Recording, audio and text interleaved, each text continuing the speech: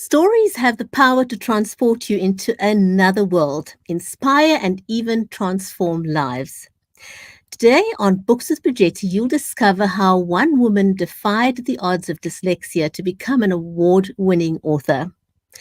We're diving into Steffanie Costigan's fascinating world of The Land of the Dragon, where history meets fantasy in an unforgettable adventure. Authors like you've never heard them before, only on Books with Bridgetti. Don't go away, we'll be right back. Introducing Books with Bridgetti, a lineup of industry experts, award-winning authors and talented indie authors. Buckle up for an unparalleled journey with us. Meet exceptional authors celebrated globally for their captivating narratives. Our authors craft imaginative stories that stay etched in your mind long after the final page. It's not just stories, it's lingering experiences that stay etched in your mind. Our authors share the inspirations that create mesmerizing page-turning stories. Journeys that embody resilience, that turn setbacks into stepping stones, rejections that spark growth, and hurdles that become a catalyst for creativity. From dramas, mysteries, fantasies, children's stories to reality stories, join us as we delve into the inspiration behind the story, discover how authors breathe life into characters, and meticulously craft plots that keep you turning the page. But wait, there's more. We share stories from indie authors as well as Amazon and New York Times best-selling authors. Get ready for an interview that'll have you on the edge of your seat. Stay tuned. Join us only on Books with Bridgetti. If you've just joined us, then welcome to Books with Bridgetti. Our live stream is made possible by StreamYard and Live Media. In today's show, we're going to be talking to Steffanie Costigan, authors like you've never heard them before, only on Books with Bridgetti. Now, a little bit of background if you've not met Steffanie before. Steffanie Costigan is an award-winning author with a passion for historic fantasy. And despite her struggle with dyslexia, Steffanie has penned the novel Land of the Dragon, an award-winning historic fantasy filled with rich symbolism. Steffanie also authored the children's book called Stony Gaze. She holds a diploma in creative writing and digital communication and continues to develop her writing while balancing her career as a journalist. So let's give her a warm welcome to the show, shall we?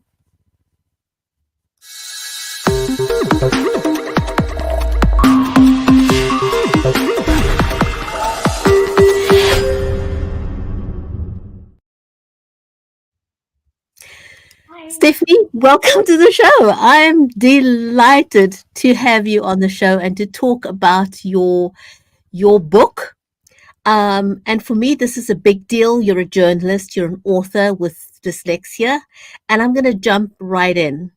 How has dyslexia shaped your approach to storytelling in ways that other writers may not expect? Oh boy. Well, dyslexia has wow. Honestly, it's hard because I have such a passion for writing, but it's my weakness at the same time because of my dyslexia. So I have to use I guess extra tools to help me with my writing process. And how long did it take you to figure out what works for you? And I'm asking this because there are lots of people out there with dyslexia and feel that they can't ever become an author or a journalist, and yet you've done it. You're an award-winning author. How long did it take you to figure out something that works for you? A lot of failures. That's how I learned. A lot of stumbling blocks and a lot of perseverance, just pushing through, and trying different things out. Really, you never know until you try, and if one way doesn't work, then try a different way. So perseverance is definitely your strong suit. So when you started Land of the Dragon, your beautiful book there, at the age of 12, did you imagine the story to evolve the way it has today? Honestly, being a young girl, I always had big, big dreams for Land of the Dragon. And I took my time with writing it because I wanted to make sure that it was at a level of development that I could be proud of no matter what, you know? And it took me a long time. It took me over 20 years, but it was worth it because I had a standard and I wasn't going to lower that standard for anything of how I wanted my book to be. So yeah, a lot of tears, a lot of people doubting, but I just pushed through it because it meant a lot to me. I think your passion shines through in the fact that you're now, and not just an author, but you're an award-winning author. So well done for persevering and pushing through what was hugely uncomfortable, I'm sure. Now, World War II is often portrayed through specific lenses over the years. What unique perspective did you aim to bring through Eleanor's journey? So, I've noticed a lot of World War II has been presented in many different ways, but it's never really been explored through the lens of a female in Nazi Germany at that time. Um, so that's what I wanted to explore because we've always heard a lot of the organizations from a man's perspective, but not as much explored through a woman's perspective and the organizations that the women were forced to be in. Like we know about the Hitler Youth, but not many people know that there was the League of German Girls, which was also mandatory for girls to attend. Well, I've just learned something new. I didn't know that myself. There was a lot of research put into this book and a lot of information that we're not taught. And I think it's very important to bring it to light because how can we avoid repeating pasts if we don't even know our past? And that's a very important point. We have to connect with our past to understand where we are and where we are going. Can you talk a little bit about the symbolism of dragons in your book and how that relates to some of the historical truths? Yeah, so what I did is with Land of the Dragon, yes, it when you first read it, you wouldn't believe it goes into fantasy because it's all taking place in the setting of the 1940s in Germany. Uh, and through the eyes of Eleanor. And eventually, certain events happen without ruining the book that makes them have to flee. And in the process of fleeing, uh, tragedy kind of strikes, and then they end up kind of like Narnia. A transition happens, and they end up in this new world, this magical place, and where the people there can turn into dragons. Um, and it's just showing that it doesn't matter where you go. Um, if a nation forgets its identity or its roots, it can be easily manipulated or uprooted. Very interesting point. Very interesting point. How do you think historical fantasy allows you to blend facts with fiction in ways that pure historical or fantasy fiction couldn't do? Because I think honestly, there's truths I'm trying to point out. The reason I'm blending it is like it doesn't matter where you are or what modern day you are, because people say, oh, that was back then. We can't repeat those mistakes. But that's, I think, naive to say.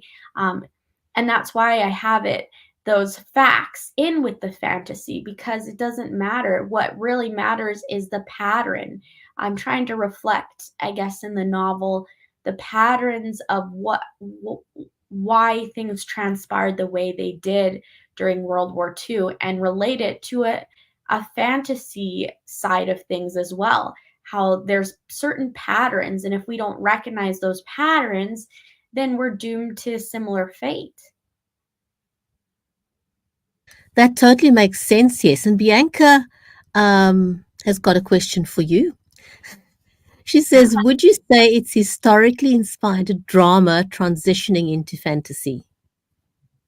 That's a good phrase. Yeah, no, I'd say it is. It's like it starts out in the modern time, well, modern our world, not modern, but 1940s, and it transpires into this fantasy world, and it is very dramatic, but it has so much symbolism and so much hidden facts layered throughout it.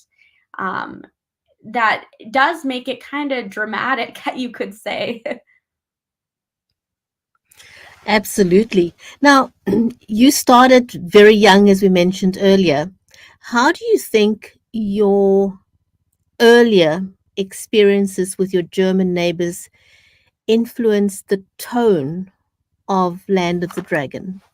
Oh, very much. They really inspired me. So, growing up, I lived next door, as you mentioned, to uh, my neighbors who were immigrants from Germany, and they lived as youth during World War II. And actually, the man even served as a Nazi at one point, and I think even a Gestapo over time. But he he shared a lot of stories with me, a lot of real stories of what he experienced and what he saw, and it was quite horrifying, honestly. But it really piqued my curiosity as a child because I thought, like, it was kind of crazy to me that something like this could happen, if that makes sense.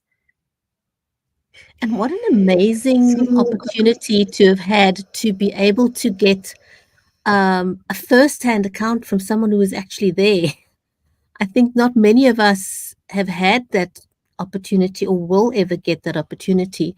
So that was amazing. And for you to absorb all that information as a child, I'm sure must have been quite a lot. It definitely piqued my interest. But and I started interviewing more older folks that have since passed, but there was so much information and facts that I received from them. It was crazy. Like, there was so much we weren't taught in school that I thought, this is actually quite valuable information. If we're not gathering these information, we're gonna lose it. Absolutely. So what are some of the lessons that you hope hope readers and especially younger readers would take from Eleanor's defiance and search for truth? Well, I hope people like don't just come to a conclusion or follow a group, right? There's a lot of group polarization. And I hope people do their research and think as an individual and think for themselves and have the courage to stand up for the truth. Um, because, and sometimes reality, I believe people paint it from their emotions, and it's not actually the reality. Sometimes, our world is built on our emotions, the reality, but there's more to it. And if we're brave enough to step out of that, we can see more of the pieces come together of how things are and just patterns, and it can help us better our lives, honestly. um, because it puts more of a perspective together and less thinking in just one group or category. We can think with all the pieces if we're open to it. Totally agree. Totally agree. Now, you're a mom of four. Mhm. Do you think that being a mother influences your characters and relationships in your books?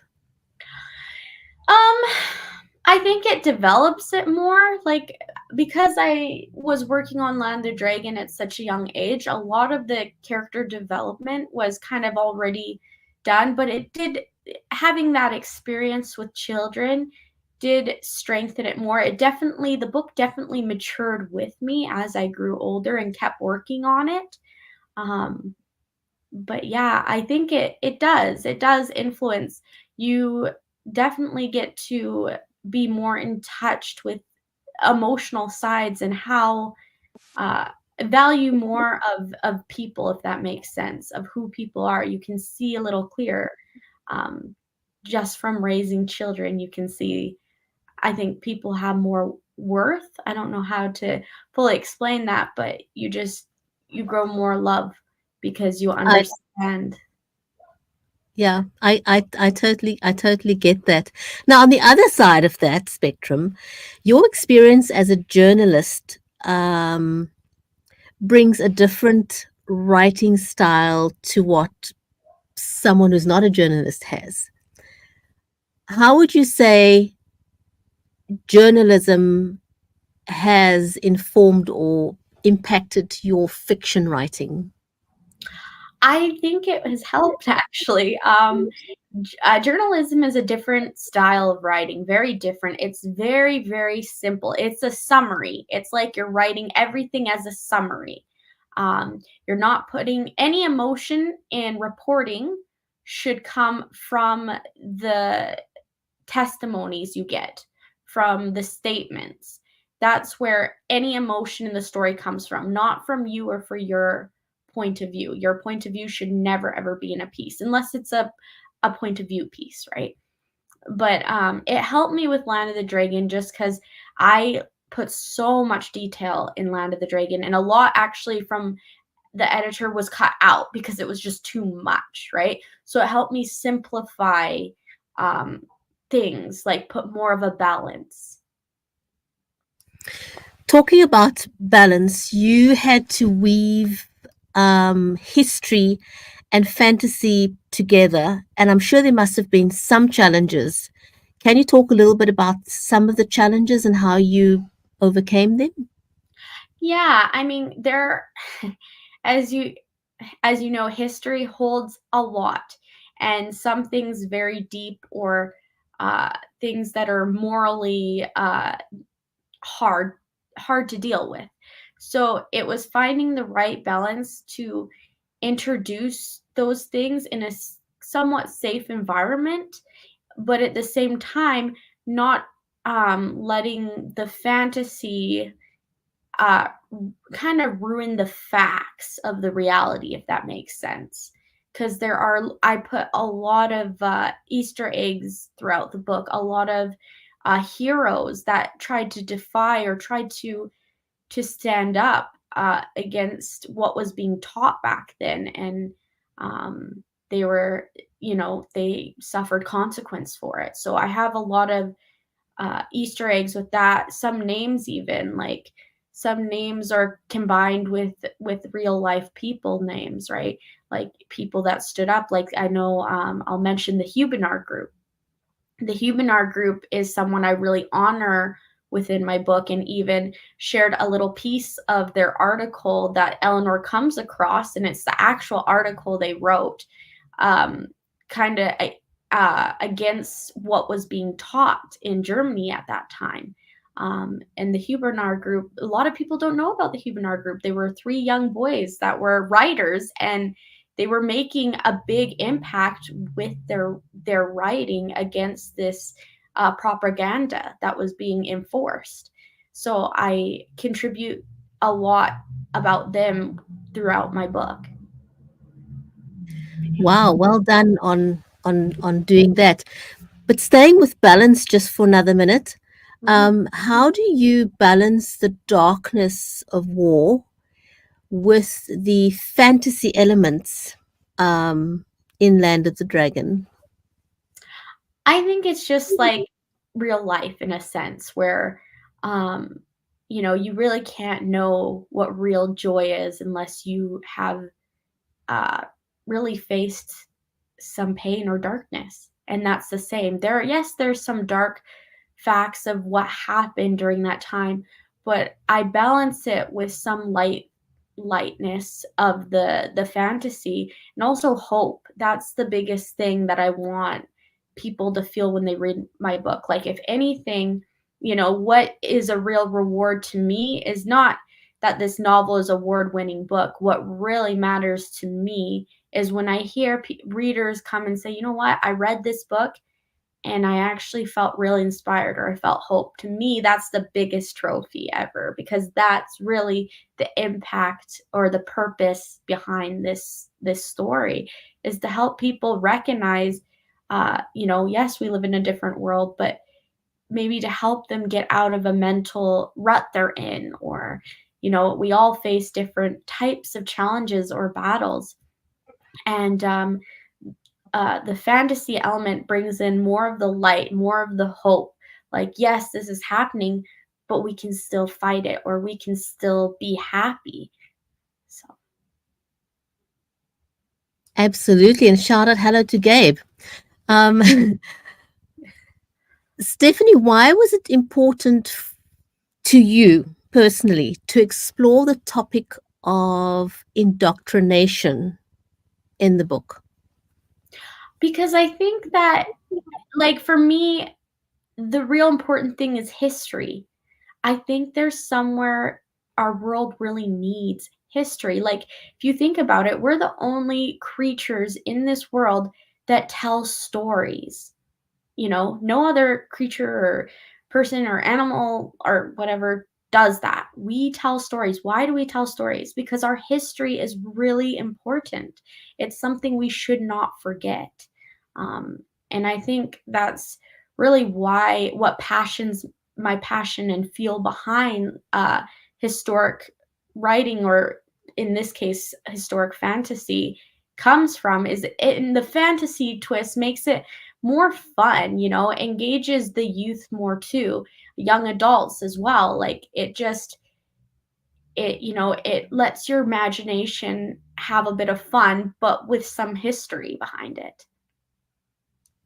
Now, we talked a little bit about it at the beginning of the interview, but as a writer with dyslexia, what advice have you got for others with dyslexia if they're wanting to become an author?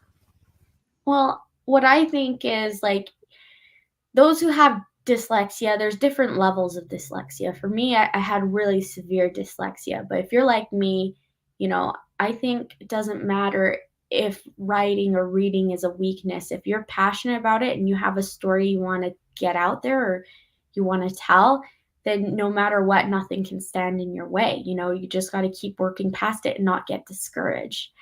Find more hope than discouragement during the hard times. There's also a lot of tools out there nowadays. We're lucky that we have that can help combat it, or make it a little easy, a little less harder or intimidating, I should say, to write. And it takes me a lot longer than normal writers, I will admit, but just gotta pushing forward.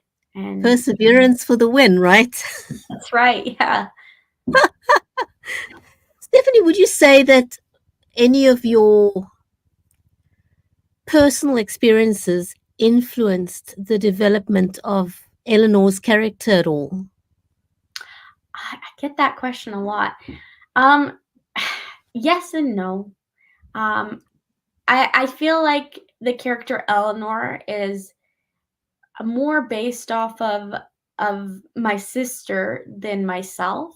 It's just what I have witnessed and seen through someone experiencing a lot of hardships, that I kind of based Eleanor's character more off of. So it's more of what I've witnessed than what I have experienced firsthand. So it's more of a secondhand kind of experience. Ah, no, get that. Now, I think you're currently working on more volumes, right? That's So correct. what are some of the new themes or elements that you plan to introduce into future books? Can you say? Well, I am currently working on number 2 of Land of the Dragon. I'm hoping by around maybe the end of 2025 or 2026, it will be released. But the theme I could try to kind of is leaning more towards empowerment, you could say, or uh, finding more confidence in someone who's struggling, right? Like if someone has a lot of doubts within themselves, or they're finding more power, you could say, during really hard times within themselves. Now, I often hear authors of fantasy or fiction say how they allow the character to unfold and kind of guide the story as they go along. Is there a moment in Land of the Dragon that surprised you as you were writing it? I think there's a lot of moments. There's a lot of emotional moments too. Like Land of the Dragon style of writing is first person perspective. So I really had to emotionally get in deep with the characters because you can't write something that you haven't fully experienced, or at least simulate a little bit more of the experience, right? Especially in first person perspective. And I think that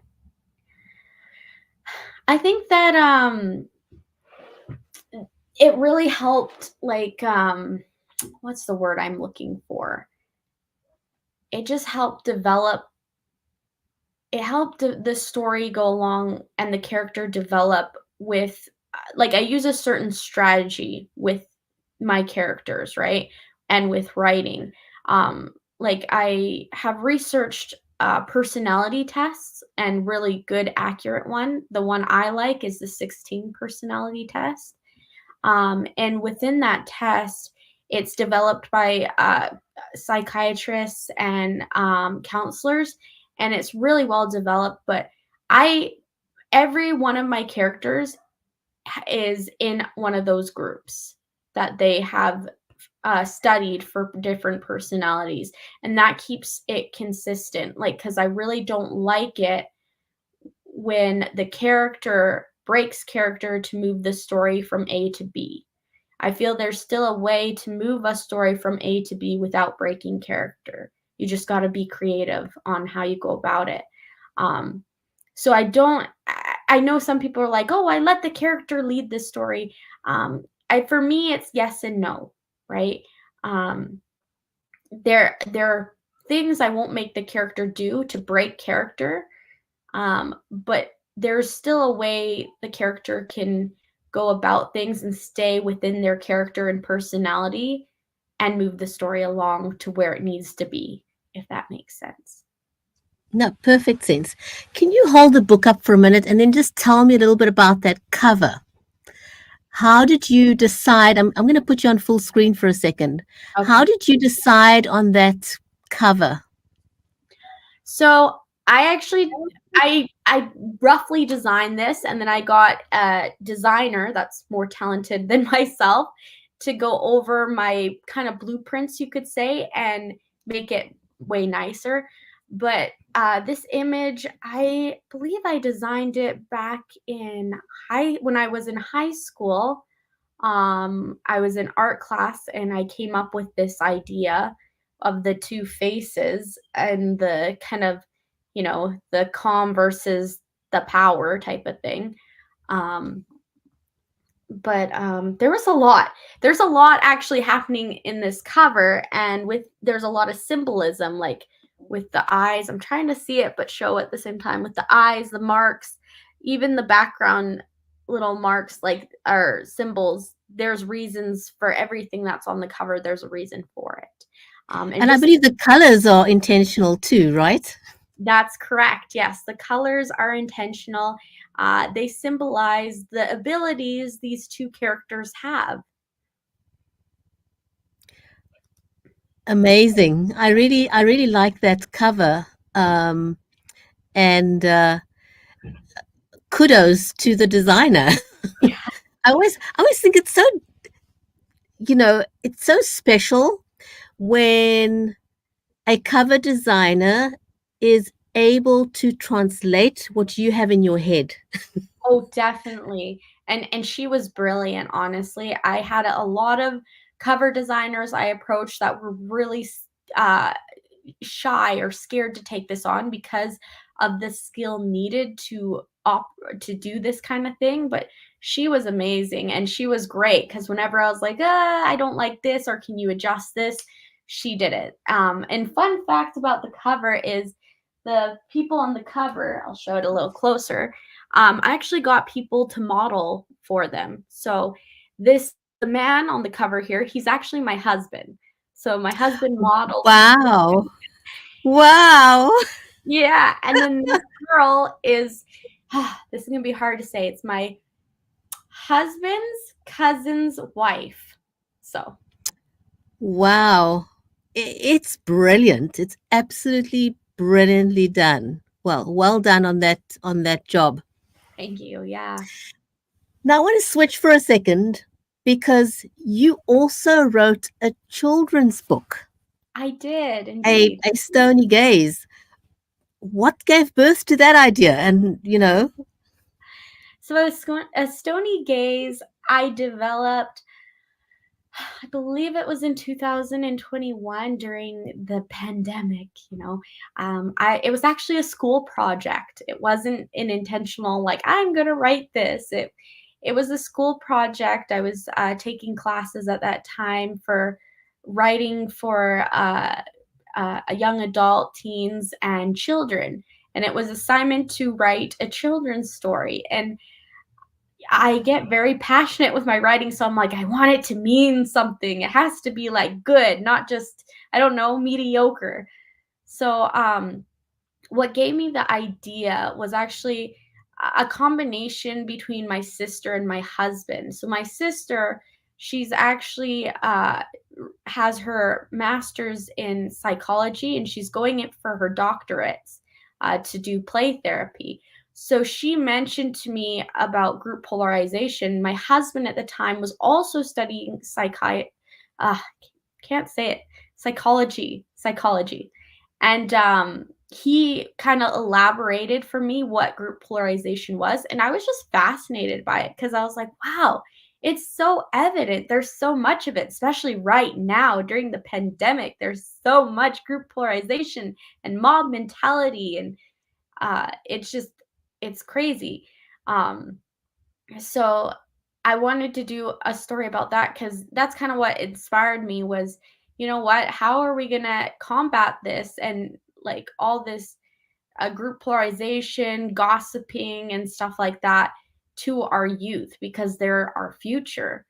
We should start now, be helping them recognize that, you know, this is the dangers, especially with all the social media. There's so much social media and it's how we communicate now. It's become a part of our communication, but it also has created a lot of group polarization and less open mindedness, right? So, absolutely, absolutely. Stephanie, how do you hope your books will inspire future generations, both young and old?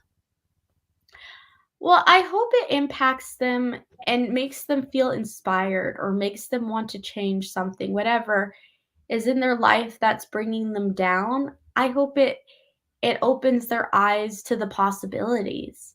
That's really, really what I want. You know, I want anything I write, I really want it to inspire people. I want to impact their hearts. Um, that's that's what I'm going for. That's what fuels me, you know. Um, that is the biggest reward for me. Um, so that's what I'm hoping is that people will take an adventure by reading some of my works and seeing like I want them to recognize things. I want it to inspire people to do good.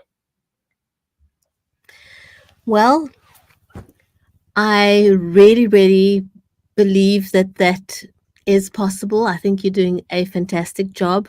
And congratulations again on that book. Why don't you just hold that cover up again one more time before we say goodbye? Because it's really such a beautiful, beautiful um, cover, Land of the Dragon. So if you're watching the show and you haven't yet gone to get a copy of that book, it's available on Amazon. Please go and grab a copy of this book with that very beautiful cover.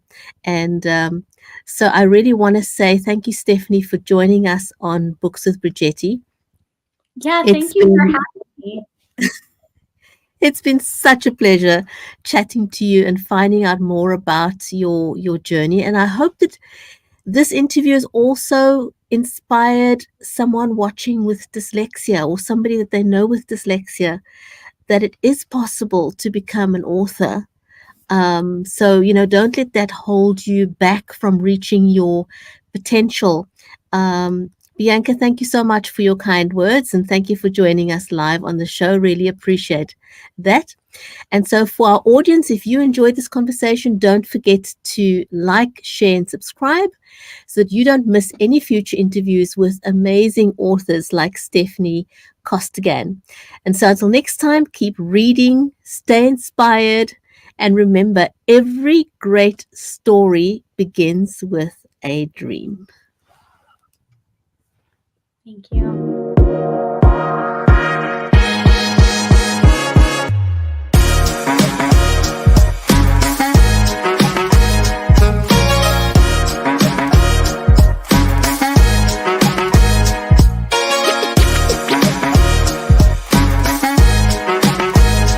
Thank you for joining us on Books with Bridgetti. Join us next time for industry experts and award-winning authors. I think this might be, I've been on over 24 different podcasts and radio shows in the last couple of months. And this has to be one of the most sophisticated, what the kids that I used to teach call bomb.com shows and presentations that I've ever been on. It's fantastic. Thank you for having me here. Available wherever great books are sold near you.